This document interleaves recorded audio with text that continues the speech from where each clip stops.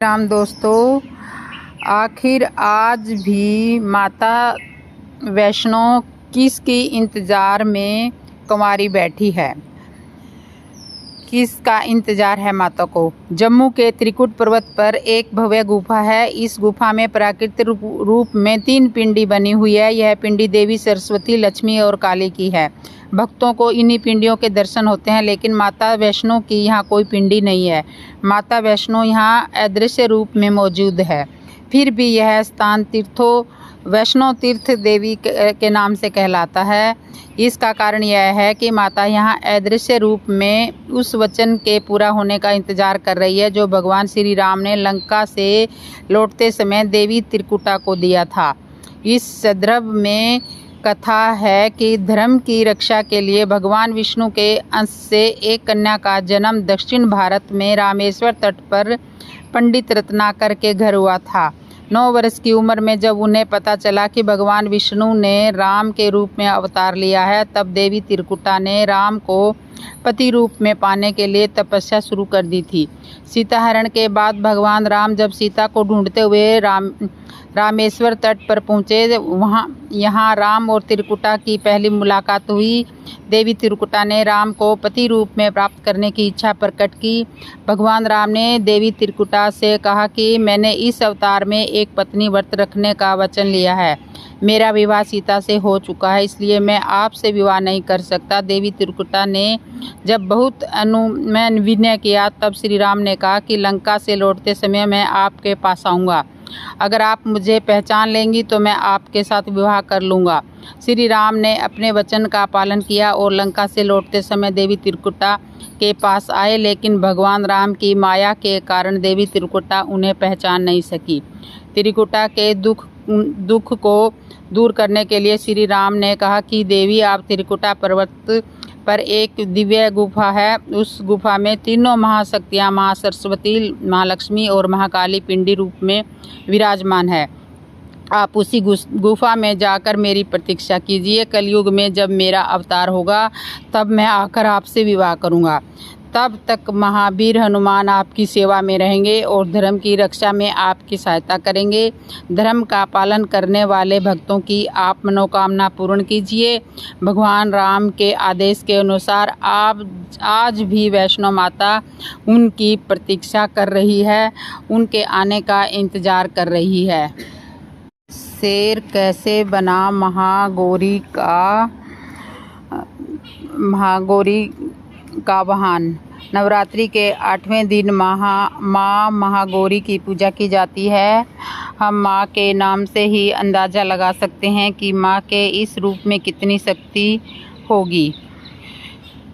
महा का अर्थ अनंत और गौरी का अर्थ है श्रेष्ठ। महागौरी महादेव की पत्नी पार्वती माँ का ही स्वरूप है। माँ महागौरी की 4 भुजाएं हैं। उनकी दाई भुजा अभद्रव्य मुद्रा में है और नीचे वाली भुजा में त्रिशूल शोभित है। बाईं भुजा में डमरू डमडम बज रही है और नीचे वाली भुजा में देवी गौरी भक्तों की प्रार्थना सुनकर वरदान देती है। मान्यता है कि अगर कोई भी महागौरी माँ की पूजा और आराधना करता है तो उसकी मनोकामना जरूर पूरी होती है। अगर किसी के विवाह में कोई अड़चन या परेशानी आ रही हो, तो ऐसे में अगर वो भक्त माँ गौरी की सच्चे मन से पूजा करता है तो उनकी विवाह में जुड़ी अड़चन दूर हो जाएगी और माँ गौरी अपने आशीर्वाद से उस भक्त की सारी रुकावट दूर कर देगी।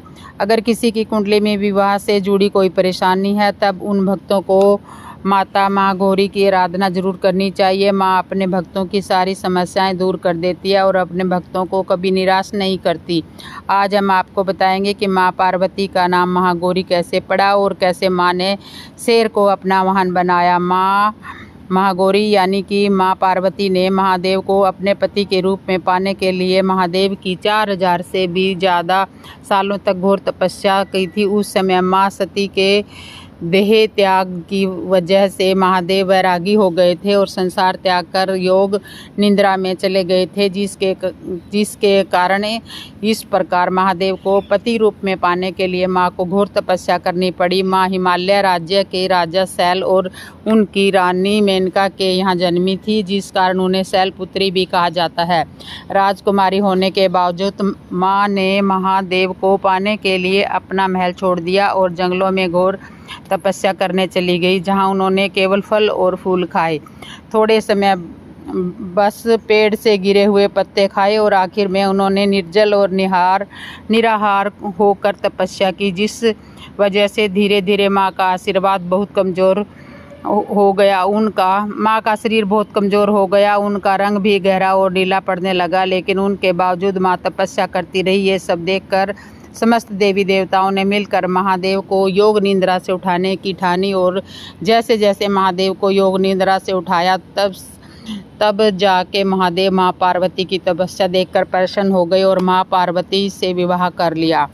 लेकिन इतनी घोर तपस्या के बाद माँ आदिशक्ति का रूप बहुत बदल गया था। तब एक बार महादेव ने परिहास में माँ पार्वती से कहा कि आपका रूप तो बिल्कुल का महाकाली जैसा हो गया है। ये बात सुनकर माँ पार्वती को बुरा लगा और उनके मन में अपना श्वेत रूप वापस लाने की इच्छा प्रकट हुई। माँ पार्वती इस बार ब्रह्मा जी से अपना श्वेत रूप वापस पाने के लिए तपस्या में लीन हो गई। माँ पार्वती जंगल में जाकर तप कर रही थी, तभी एक विशाल शेर वहां आ जाता है और माँ पार्वती को अपना शिकार बनाने की कोशिश करता है। जैसे ही माँ शेर के करीब आता है तो माँ के तेज से वह शेर आगे नहीं बढ़ पाया और वहीं बैठकर माता की तपस्या खत्म होने का इंतजार करने लगा। जब माँ की तपस्या खत्म हुई तो ब्रह्मा जी ने माँ को अपना श्वेत रूप वापस पाने का आशीर्वाद दिया। जब माँ तपस्या से उठी तब उन्होंने शेर को उनका इंतजार करते देखा। ये देखकर माँ ने उस शेर को अपने पास रख लिया और उसे अपनी सवारी बना लिया। उस दिन के बाद से माँ पार्वती का रूप अत्यंत श्वेत रंग का हो गया और बहुत कोमल हो गया और तब से उनका नाम महागौरी पड़ गया और उस दिन से ही शेर माँ की सवारी बन गया। मान्यता है कि माता के इस रूप की पूजा करने से भक्तों को सौंदर्य की प्राप्ति होती है और घर में सुख समृद्धि आती है। दोस्तों, आपको ये कहानी कैसी लगी? ऐसी सुंदर सुंदर कहानियाँ पढ़ने के लिए मनाऊं तेरे गणपति को मैया, पहले मनाऊं तेरे गणपति को। घिस घिस चंदन भरी एक कटोरी, घिस घिस चंदन भरी एक कटोरी, मैया तिलक लगाऊं तेरे गणपति को, मैया तिलक लगाऊं तेरे गणपति को, मैया पहले मनाऊं तेरे गणपति को, मैया पहले मनाऊं तेरे गणपति को। चुन चुन कलिया हार बनाया, चुन चुन कलिया हार बनाया, मैया पहले मनाऊं तेरे गणपति को, मैया हार पहनाऊं तेरे गणपति को, मैया पहले मनाऊं तेरे गणपति को, मैया पहले मनाऊं तेरे गणपति को। मैया मोती चूर मगज के लाडू, मोती चूर मगज के लाडू, मैया भोग लगाऊं तेरे गणपति को, मैया भोग लगाऊं तेरे गणपति को, मैया पहले मनाऊं तेरे गणपति को, मैया पहले मनाऊं तेरे गणपति को। सब देवों में सबसे बड़े हैं, सब देवों में सबसे बड़े हैं, मैया शीश झुकाऊं तेरे गणपति को, मैया शीश झुकाऊं तेरे गणपति को, मैया सबसे मनाऊं तेरे गणपति को। महाराज की जय। जयकारा बोल के मैं दर पे तेरे आई माँ, जयकारा बोल के। आई माँ जयकारा बोल के मैं आई माँ जयकारा बोल के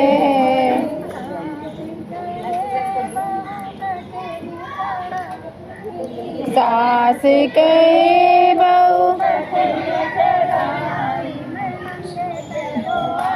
जयकारा बोल के मैं नंगे पैरों आई माँ जयकारा बोल के मैं चल आई माँ जयकारा बोल के मैं जयकारा बोल के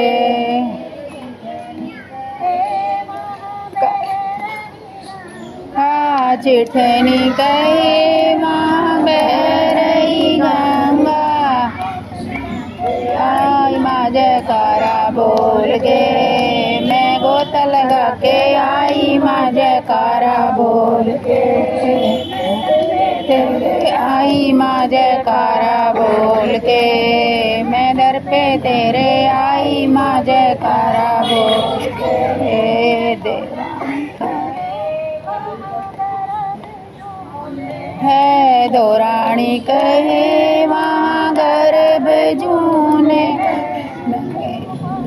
तन पाए माँ जयकारा बोल के मैंने गुफा में दर्शन पाए माँ जयकारा बोल के मैं तेरे आई माँ जयकारा बोल के मैं आई माँ जयकारा बोल के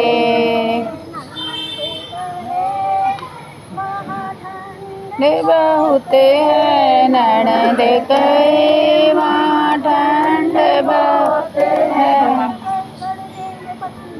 आए माँ जयकारा बोल के मैं चैन सीना आए माँ जयकारा बोल के मैं आई माँ जयकारा बोल के अब बीच में बैठेगी जयकारा बोल के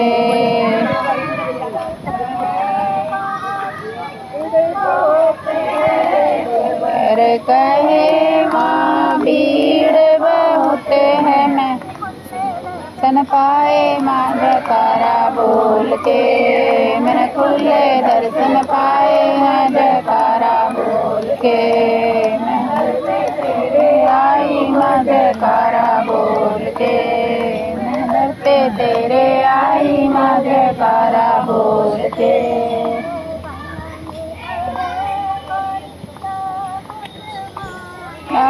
बाल में कहे गोरी क्या कुछ मांगा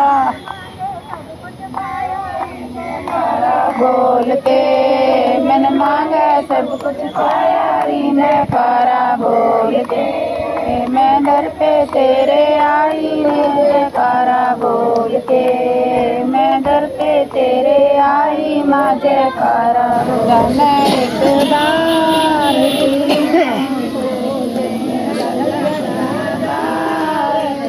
बार भोजन भजन एक बार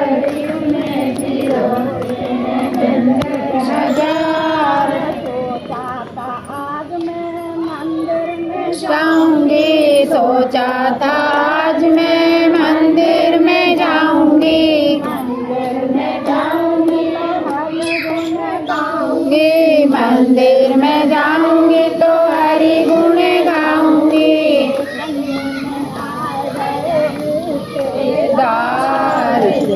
बार भोजन भजन एक बार तीन बार भोजन भजन एक बार राम में भी जाओ गए झंझट हजार उसमें भी हो गए झंझट हजार वृंदावन जाऊंगी सोचा था आज मैं वृंदावन जाऊंगी वृंदावन गाऊंगी वृंदावन जाकर हरि गुण गाऊंगी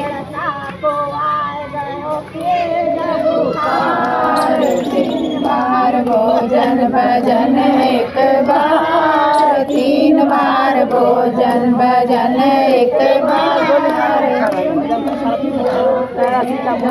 हजार इतने में होते हैं झंझट हजार। जाऊंगी सोचा था आज मैं हरिद्वार को जाऊंगी, इनकार सैया ने कर दिया साफ इनकार। बार भोजन भजन एक बार, 3 बार भोजन भजन एक बार, उसमें भी जाए झंझट हजार, इसमें भी होते हैं झंझट हजार। जाऊंगी सोचा था आज मैं कहीं नहीं जाऊंगी, गुण गाऊंगी घर में ही रह के मैं तो हरि गुण गाऊंगी।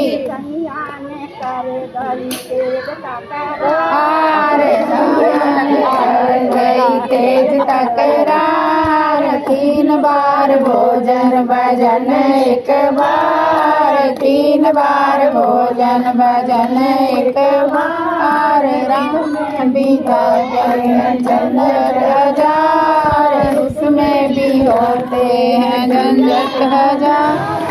तो ऐसे ही सुंदर सुंदर कथा और भजन सुनने के लिए दोस्तों मेरे चैनल को कर दो सब्सक्राइब, और जिसने मेरे और आगे कर दो शेयर, और कमेंट में लिख दो जय श्री राम, जय माता दी, जय श्री राम, जय माता दी।